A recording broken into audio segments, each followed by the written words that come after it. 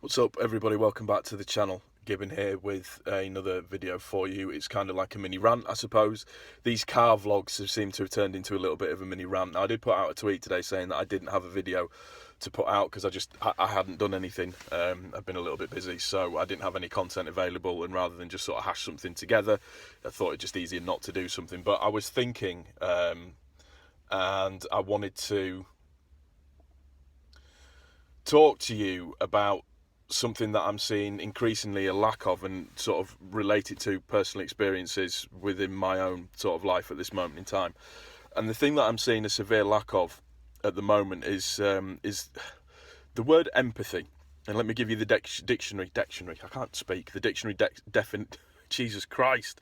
The dictionary definition, which is the ability to understand and share the feelings of another.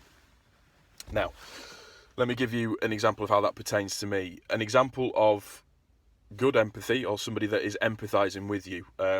People may or may not know that have been with me for a little while. I lost my mum back in October due to complications with the surgery, and obviously after the fact of that, there are a lot of things that you need to take care of, commonly more termed as sort of the business side of things of mum's estate. So there are a lot of people that you need to contact. There's a lot of things that you need to do. To give you an example of good empathy, my mum had an account with Next. There was some money outstanding on that account, and we called Next to tell them what had happened. The lady that we spoke to put us on hold, and she came back a couple of minutes later and said, "Your mum's account's closed. There is nothing outstanding on your mum's account, and we would like to thank you for your mum's continued custom over the last few years, and please accept our sincerest condolences for the situation that you now find yourself in," which was just a brilliant gesture by Next as a company. So big up Next, big props to you guys. That was really, really good on that basis. The next thing, in terms of an example of, let me just put on silent, an example of good empathy. When we were organising my mum's funeral, we were talking to the funeral director, and we were talking about what we wanted to do, how we wanted to do it, and all of those bits and pieces. And to give you an example of good empathy again, I, being the typical Yorkshire bloke that I am, said, right, let's get down to brass tacks. How much will the funeral cost? So he told us, and I said, right, and what amount of a deposit do you need for us to be able to, to secure that and the dates that we want, etc. The funeral director turned to me and said, "Mr. Brooker, in my business, we work on trust. We will get paid when your mum's account's sorted out. All we will need is the name of your solicitor, and we will send the bill to your solicitor." At that point, I was quite emotional. It brought me to tears because it's a case of human kindness. Again, those two examples, you are going through quite a shit time, a very, very shit time.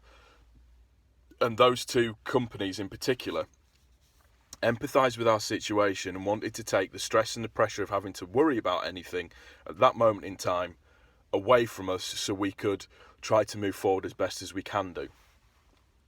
Now, let me give you an example of bad empathy. And I am about to put Nissan UK on blast big time. Now, one of the things that happens when a relative dies or somebody dies and you start to work out their estate is that their bank accounts get frozen. And the main reason for that is because obviously there is probate that needs to happen, and all of that needs to be sorted out. If there's a will, if there's not a will, and while that's all going on, bank accounts get frozen. So obviously, if there is money that is due to go out, that will stop. Now, my mum has a car on finance with Nissan. She had a Nissan Duke. Lovely car, lovely motor. Can't speak ill of it at all. It was a brilliant motor. Now, in the first instance, when the accounts got frozen, we got sent a reminder letter from Nissan, which is what you expect. And then at that point, what you then do is you then send either the death certificate or a notification of death to that company to inform them of what's going on and that we are going through a process and things will happen. So we sent the stuff to our solicitor. The solicitor then sends the information to Nissan UK, and then hopefully that should put a stop on everything. They should understand the situation, and this is where it's going. Since we informed them, Nissan UK, we have had 8 letters from them. Every single letter has been addressed to my mum. Bearing in mind my mum's passed away. not to the people who are looking after the estate, not addressed to the solicitor, even though the solicitor has written to them. And we have had, you ready? Another reminder notice, a default notice, a charge notice. We then call them again. We're very, very sorry, this, that and the other, everything else. Since we phoned them and told them again, and then said, we'll send you the certificate of notification of death, because we haven't got a death certificate yet. We speak to them. Less than 24 hours, the lady that we spoke to rung us up and said, and I quote, "Have you sent the death certificate? It needs to be sent." I'm not joking. And this is Nissan UK, one of the biggest car manufacturers in the UK, suppliers of cars in the UK. So we said, yes, we've sent it to you. You should have got it. Since we spoke to them, we've had a further 4 letters from them. Another reminder notice, another default notice, another asking for, well, where are we going to get the payments from? And another charge notice. Now, this is a multi-million-pound corporation. My family is going through enough stress as it is at this moment in time with everything that is going on, with my mum's treatment at the hospital, having to deal with the estate as it is at this moment in time. We've never had to do anything like this before, and there is so much that you need to do when dealing with an estate. It's quite a stressful time. To the point now where we've actually phoned them up again and spoken to somebody, and we've spoken yes and again, yet again. They're horrified and this, that and the other. We have said we're going to return the car. I'm not going to make it easy for them, but the reason why they're chasing the money, and this is a thing that you need to be careful of with big corporations, they don't give a shit what's happened. Some big corporations, I will say. They don't give a shit what's happened. They just want their pound of flesh. Now, the reason why they're chasing so hard could possibly be that the balance that is outstanding on my mum's car is actually more than what the car is actually worth. Now, the thing is when you've got a finance package like a PCP package or something like that, if you've paid for the car for a 2-year period, or you've paid for half of the term of what that finance is, you can give the car back, no questions asked, none whatsoever at all. Unfortunately, with that, my mum's car is worth less than what the outstanding balance is. So what Nissan UK are trying to do is make sure that we pay the outstanding balance so they get more money for the actual car itself. Now, we've phoned them so many times to tell them the situation and to ask them to stop sending letters. They've got all the information that they need. Everything will be dealt with in due course. But no, Nissan can't do that. They have to keep writing letters, making telephone calls, all of that kind of stuff. We are seriously considering going to the press with all of the letters and a timeline to see. It might be a little bit out of spite, but to give you an idea, Mercedes, who we had a car with through Mercedes, which was in my mum's name,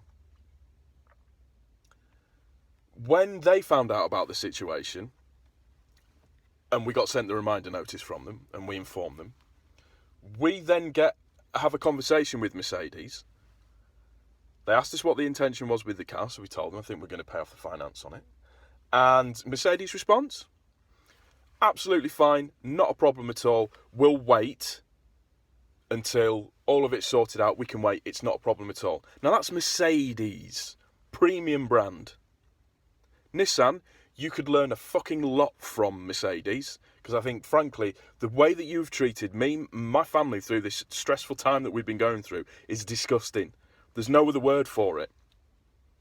But it's one thing in life that there seems to be less and less and less of that people have, is empathy, which is an understanding for the way other people are feeling. And just stopping and thinking a little bit. But that's the problem that you've got with these big corporations now. There is no human touch left with people anymore. There is no putting an arm around somebody in a time of need or anything like that. At the end of the day, these big businesses just want their money. That's all they want at the end of the day. And to be honest with you, it sucks. Let me give you a little life lesson here, kids. Life does suck. You just have to learn how to suck the lemon and how to roll with the punches. Apologies if this seems like a bit of a rant video. It's cathartic. I wanted to get something off my chest. and just to give you a little bit of forewarning.